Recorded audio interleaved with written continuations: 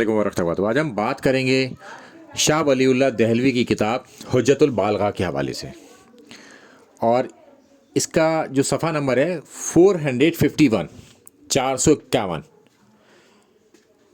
جو بخاری مسلم کے حوالے سے انہوں نے لکھا ہے کہ یہ جو کتابیں ہیں نا بخاری مسلم، یہ صحیح عین ہیں اور اس پر کوئی اختلاف نہیں ہے۔ ایک پوائنٹ۔ دوسرا، وہ یہ کہتے ہیں کہ اگر کوئی شخص ان کتابوں کو حقارت کی نگاہ سے دیکھتا ہے، یعنی کہ الٹ بات کرتا ہے ان کے، تو ایسا شخص جو ہے اہل بدعت میں سے ہے، وہ اہل سنت نہیں ہے۔ یہ میں آپ کو کلوز کر کے دکھا دیتا ہوں اس حوالے سے کہ وہ کیا کہہ رہے ہیں اس کے حوالے سے، کہ وہ جو ہے، اور یہ جو اس نے راستہ اختیار کیا ہے نا، اس کو حقارت کی نگاہ سے، یعنی اس کے مقابلے پر کسی اور چیز کو لانا یا کوئی کامنٹ پاس کرنا اس پہ، تو یہ جو رویہ ہے نا، یہ مسلمانوں کا رویہ نہیں ہے۔ اچھا، یہ بات جو کہہ رہے ہیں نا شاہ ولی اللہ دہلوی، یہ ہیں کون؟ یہ ہیں مشترکہ بزرگ اہل سنت کے، جو کہ بر صغیر یعنی کہ انڈیا، پاکستان اور بنگلہ دیش کے سب سے بڑے بزرگ ہیں یہ، جن کو دیوبندی بھی اپنا بزرگ مانتے ہیں، بریلوی بھی اپنا بزرگ مانتے ہیں، اور اہل حدیث بھی اپنا بزرگ مانتے ہیں۔ اچھا، اب یہ بات یہاں پر کیوں کہی جا رہی ہے؟ اس کا کوئی سینس ہونا چاہیے۔ اکثر آپ نے دیکھا ہوگا حناف کو، چاہے حنفی دیوبندی ہوں یا حنفی بریلوی ہوں، یہ دونوں کے دونوں گروہ اشاروں اور کناروں میں ان کے علماء بخاری مسلم کے اوپر تان کرتے ہیں، ایک۔ دوسرا، ان کی عوام تو اپنے علماء سے بھی 2-4 قدم آگے بڑھ کر بات کرتی ہے۔ وہ کیا کہتے ہیں؟ وہ کہتے ہیں کہ امام بخاری کیا نبی ہیں؟ انہوں نے جو کہہ دیا تو وہ مان لیا جائے گا۔ یا امام مسلم کیا نبی ہیں؟ انہوں نے جو کہہ دیا تو وہ مان لیا جائے گا۔ امام مسلم اور امام بخاری کی ان کتابوں پر امت کا اجماع ہے کہ یہ بالکل صحیح ہے۔ تو جب اہل سنت نے اس پر اجماع کر لیا تو ان کی کتابوں کے خلاف اب کوئی بات نہیں ہوگی، ایک۔ دوسری بات کہ امام بخاری اور امام مسلم جب کوئی بات کہتے ہیں تو وہ اللہ کے رسول صلی اللہ علیہ وسلم کی حدیث لاتے ہیں، صحیح سند کے ساتھ لاتے ہیں کہ اس معاملے میں اللہ کے رسول صلی اللہ علیہ وسلم کیا فرماتے تھے۔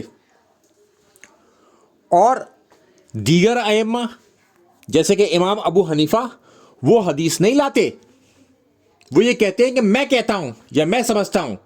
تو دونوں کی بات میں تو بہت بڑا فرق ہے۔ ایک کہتا ہے کہ اللہ کے رسول صلی اللہ علیہ وسلم اس معاملے میں یہ سمجھتے تھے، یہ کہتے تھے، اور دوسرا کہتا ہے کہ یہ میں کہتا ہوں۔ تو دونوں میں زمین آسمان کا فرق ہے، تو یہ دونوں کو کمپیئر نہیں کرا جا سکتا، یہ انکمپیریبل ہے۔ ہاں، امام بخاری اگر اپنی بات کہیں کہ وہی بھی یہ کہیں کہ میں یہ کہتا ہوں، تب اس میں اختلاف ہوگا، اور اختلاف کے بعد آپ قرآن و سنت کی طرف پلٹیں گے اور وہاں دیکھیں گے کہ کس کی بات صحیح ہے، امام ابو حنیفہ کی یا امام بخاری کی۔ جس کی صحیح ہوگی اس کی صحیح مانی جائے گی۔ تو مگر حنفیوں کے جو عوام ہے نا، وہ یہ نہیں سوچتی، وہ یہ سوچتی ہے کہ جو بات اس میں لکھی گئی ہے وہ امام بخاری اپنی طرف سے کہہ رہے ہیں، چونکہ ان کو تو یہی بتایا گیا نا کہ جیسے امام ابو حنیفہ ہر بات اپنی طرف سے کہتے تھے، تو لہٰذا ہو سکتا ہے کہ امام بخاری بھی اپنی طرف سے کہتے ہوں یہ بات، یا امام مسلم بھی اپنی طرف سے کہتے ہوں۔ تو ان کی دماغ میں اس طرح کی بات بٹھا دی گئی ہے، تو لہٰذا وہ جو ان کی عوام ہے وہ بخاری اور مسلم کے خلاف جس طریقے سے اپنی بات کو رکھتی ہے نا، تو وہ جو طریقہ ہے ان کی عوام کا، وہ اہل بدعت کا ہے۔ وہ لوگ اہل سنت نہیں ہو سکتے جو اس طریقے سے بخاری اور مسلم کو دیکھیں، اور یہ روش مسلمانوں کی تو ہے ہی نہیں۔ تو لہٰذا جو لوگ بھی بخاری مسلم کے خلاف اس طرح کی بات کرتے ہیں وہ اس سے باز آ جائیں۔ اچھا، وہ کرتے کیوں ہیں؟ وہ مجبور ہیں بیچارے اس بات کو کرنے کے لیے، کیونکہ بخاری مسلم میں جو نماز پڑھنے کا طریقہ لکھا ہے نا، وہ لکھا ہے رفع الدین کے ساتھ، اور یہ لوگ رفع الدین کے انکاری ہیں۔ تو اب ان کو یہ دو کتابیں ہضم نہیں ہوتی، مگر ان کے بزرگ تو اجماع کر گئے کہ یہ تو بالکل ٹھیک ہے۔ تو اس وجہ سے کہ ان کے پاس کوئی آرگومنٹ ہوتا نہیں ہے، تو لہٰذا ان کتابوں پر کے اوپر اٹیک کرنا شروع کر دو۔ تو وہ اس اٹیک کے چکر میں یہ تمام چیزیں کر بیٹھتے ہیں، کیونکہ ان کی نماز ثابت نہیں ہے۔ حناف جو بغیر رفع الدین کی نماز پڑھتے ہیں، ان کی نماز ہی ثابت نہیں ہے. تو جب ان کی نماز ثابت نہیں ہے، ایک دن میں 5 بار کا مسئلہ ہے، تو وہ مجبور ہیں یہ کام کرنے کو، ان کی عوام.